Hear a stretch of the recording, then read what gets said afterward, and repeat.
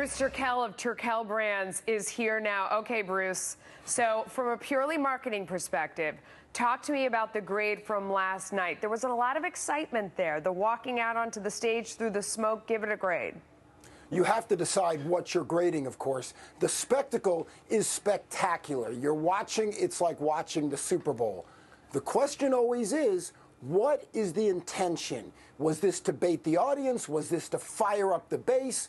Was this to say what, in fact, people thought they were going to say? Was this to come up with new things? What exactly are we grading? Bruce, I mean, I think that these events really are about firing up your base and getting your team excited. It's like in the locker room before you run out onto the field. On that basis, what grade do you give it? I mean, normally these things are very boring. It wasn't boring. It was not boring. On that grade, they get a very high score. They get a B, they get an A. It was exciting. It was colorful. There were a lot of great people. The amazing thing to me is it goes from the heights to the depth so quickly. It's amazing that something can be so well thought out, so organized, and yet do such wonderful things and make such blunders in the same evening. And with the blunder, are you talking about Melania Trump?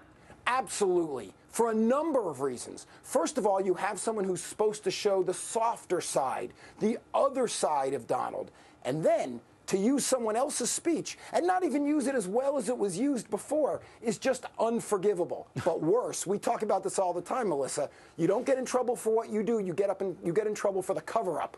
So for now, them to be saying that wasn't true. And anyways, she didn't write it. Okay. The speechwriter wrote it. No, Ridiculous. but Bruce, I think the real argument against that is that she's just someone's wife. Like, she's not running for anything. And I was always taught that you can't attack the wives of these people who haven't volunteered for this. I mean, she walked out. English is not her first language. She goes out and really puts herself out there. The campaign did her a disservice by, yes, setting her up with language that seems very clearly to have been lifted, and that is a problem.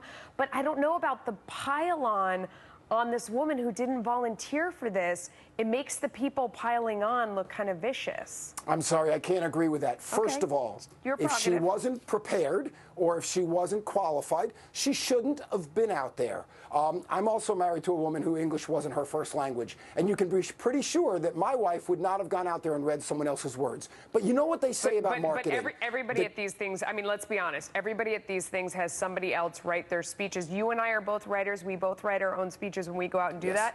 Most people do not. They are not writers. They have other professions. They're politicians. They're this, they're that, and someone else makes these eloquent words for them. The words politician's wife, I think, is really putting her in a position that's not fair. She is a professional celebrity. She should have known what she was doing. I mean, they say the key to this is honesty and sincerity, right? And if you can fake that, the rest is easy. She couldn't fake that. She didn't do the job. And if you're not going to judge her, then she shouldn't be out there. Yeah, I guess I feel bad for her now in light of all this. Bruce Turkel, I love your perspective. Thank you for coming on. It's always interesting. I wanted to ask you.